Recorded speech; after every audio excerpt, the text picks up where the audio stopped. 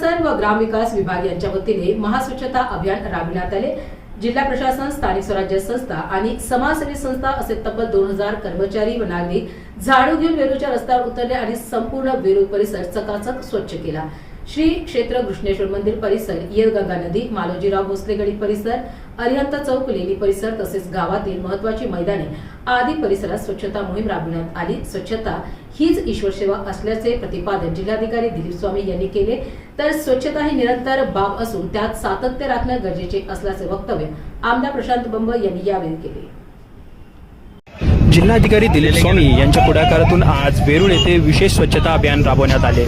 ऐतिहासिक आणि जागतिक रीती लाभलेल्या वेरूळ लेण्यांच्या परिसरात स्वच्छता राखणे ही प्रत्येकाची जबाबदारी आहे, असा संदेश यावेळी उपक्रमातून देण्यात आलेला आहे। यावेळी शासकीय विभागांचे अधिकारी, कर्मचारी, स्थानिक ग्रामस्थ तसेच आमदार प्रशांतजी बंब यांच्यासह जिल्हा परिषद सदस्य उपस्थित आपल्याला बघायला मिळत आहेत। जिल्हाधिकारी स्वामी यांनी स्वतः हातात झाडू घेऊन परिसराची स्वच्छता केली आणि उपस्थितांना स्वच्छतेबाबत जनजागृती करण्याचे आवाहन केले।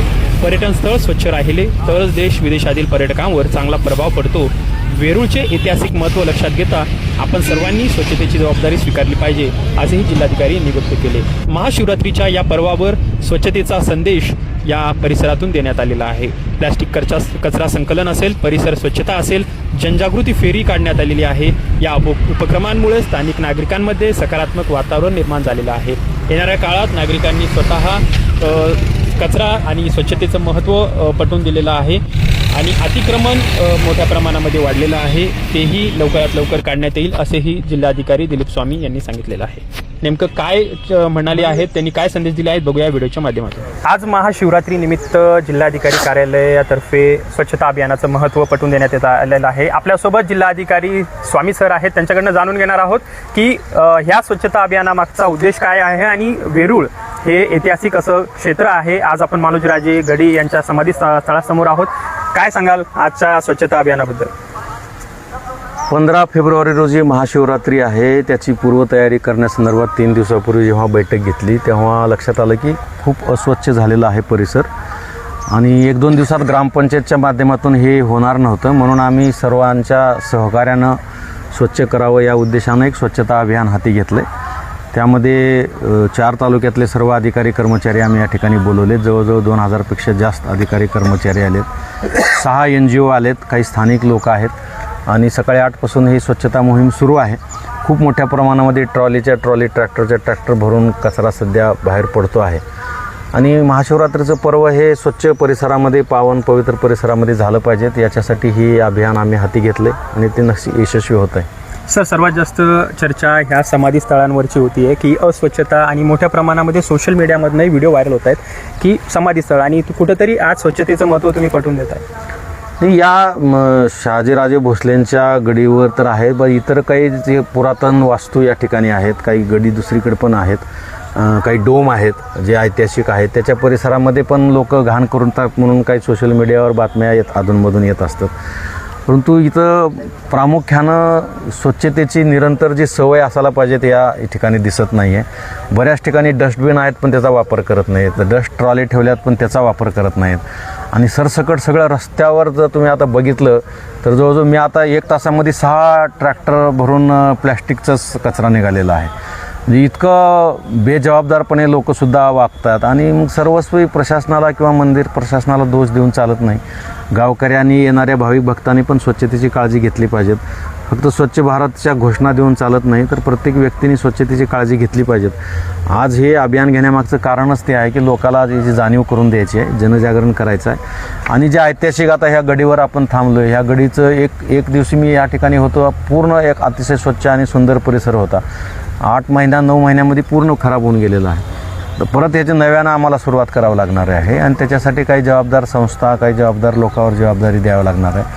काही फक्त उत्सव असला, कार्यक्रम असला की स्वच्छता होते आणि नंतर त्याच्याकडे दुर्लक्ष होतं, हे असं होता कामा नये।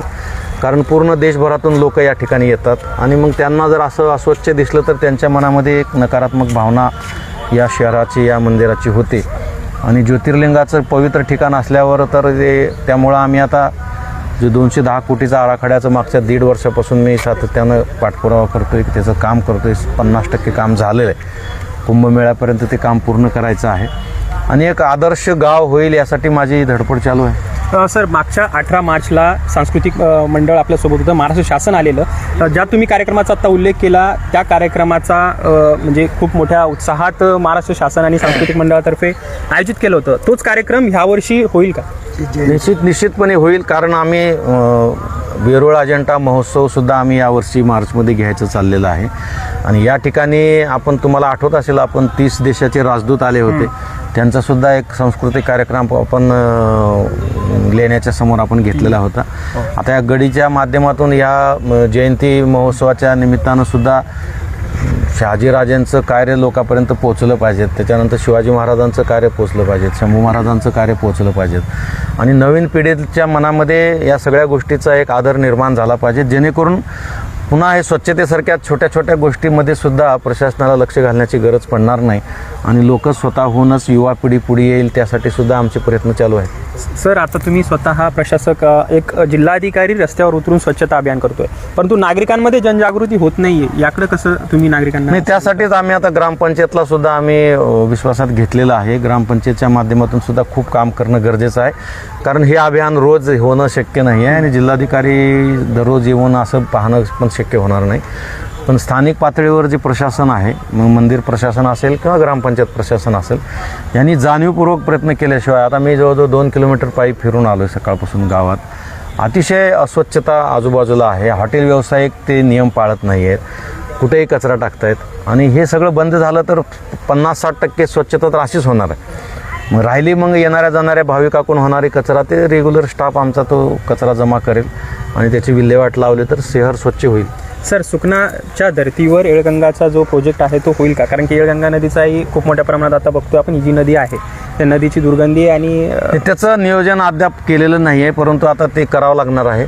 कारण आम्ही खाम नदीचं फार मोठं काम सुरू केलं आहे, त्याच्याबरोबर सुकना नदीचं पण हाती घेतलं आहे. आता या नदीचं हाती आम्ही इरिगेशन डिपार्टमेंटशी चर्चा झालेली आहे, कारण याचं जे काही सिवेज आहे, ड्रेनेज आहे, ते पाणी अस्ताव्यस्त कुठेही चाललेलं आहे आणि त्याच्यामुळं सुद्धा रोगराई फार मोठ्या प्रमाणात परिसरात होते.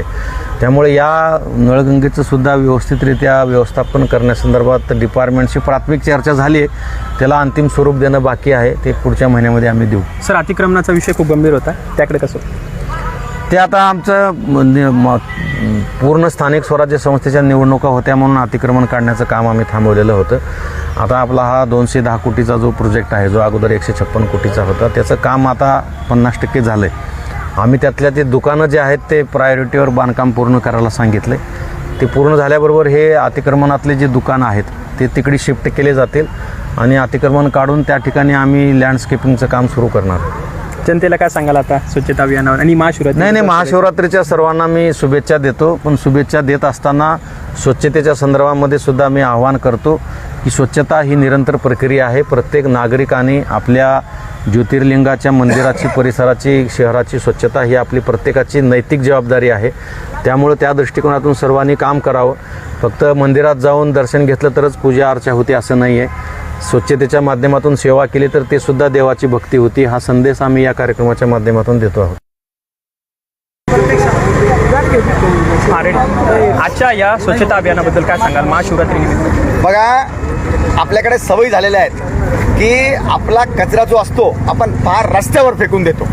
जवळ डस्टबिन आहे त्याच्यातही टाकण्याची आपण तसदी घेत नाही.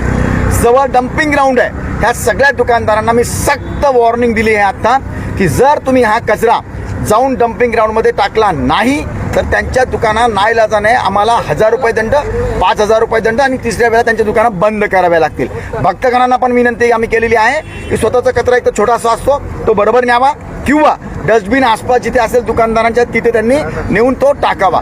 सर्व आमचे लोकप्रतिनिधी नवीन निवडून आलेले आहेत, त्यांच्या पण आजपासून स्वच्छता मोहीम आम्ही सुरू केलेली आहे आणि याचं पालन सर्वांनी करावं. रोगराई होता कामा नये आणि सर्वात महत्त्वाचं, देवाला स्वच्छता प्रिय आहे.